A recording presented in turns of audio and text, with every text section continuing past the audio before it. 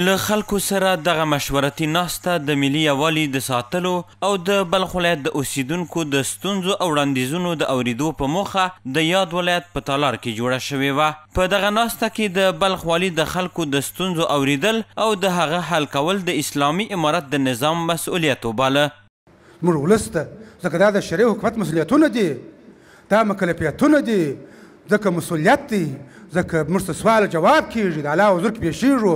د بلخ ولایت په هر کونج کې د رود پر غاړه، په غره کې، په شله کې، میږي، شپانه، وارو، په هر مشکل کې د دې ټولو سوال به موږ ته کیږي.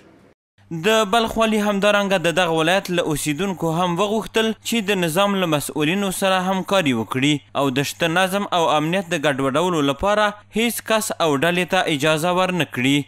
دا د ټولو مسؤلیت دی، دا په ټولو سیمو کې تاسو باید چې خپل علاقه او منطقه کې داسې فضا جوړه کړئ چې هغه ځکه دا دنیاوال، دا غربیان، دا ټول دا کوشش کوي چې دا موږ تاسو ځوانان یا نور څوک وکاروي، دا کو تشویشات، فساد، غله، خطابګر، نور په نور نامو ډلې چې پیدا کړي. دا زموږ تاسو مسؤلیت دی په خپلو سیمو کې چې دا کار به کوو، دې ته به جدي درېږو، بیا به دا نظام هم دوام پیدا کوي، هم به استحکام پیدا کوي، هم به اوسا ژوند تېروو، باید چې جدي ورته ودرېږو.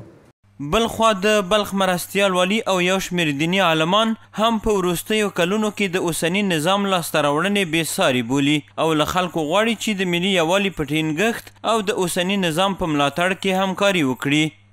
همگی مردمی چی خرد کلان، چی موسفید جوان، چی علما مشایخ و هر کسی که باشه مسئول غیر مسئول با هم اتفاق وحدت داشته باشیم که همین نظام خود را ما قائم دائم بسازیم.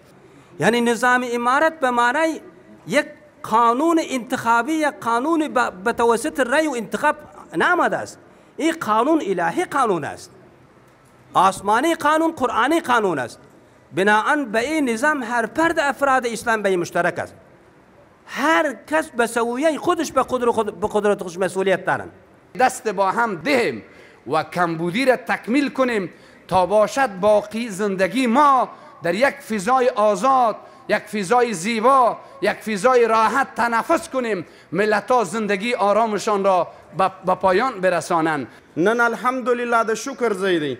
موږ وینو چې په خپل مجلس کې، په خپل نظام کې، په خپل هره برخه او شعبه کې د بیلو بیلو اقشار او قومونو نه موږ خلک پکې وینو، که ازبک دی پکستا، تاجک پکستا، پښتون پکستا، بلوچ پکستا، ترکمن پکستا، زاره پکستا، د هر قشر او د هر قوم پکې قرار لري.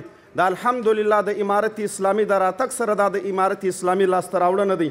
په همدې حال کې د بلخ ولایت د اهل تشیع استازي او د دغه ولایت یو شمېر سوداګر په بېلابېلو برخو کې د اسلامي امارت د کړنو د ستاینې ترڅنګ د نظام چارواکو ته د خلکو لاسرسی د دغه حکومت له ځانګړتیاوو څخه ګڼي.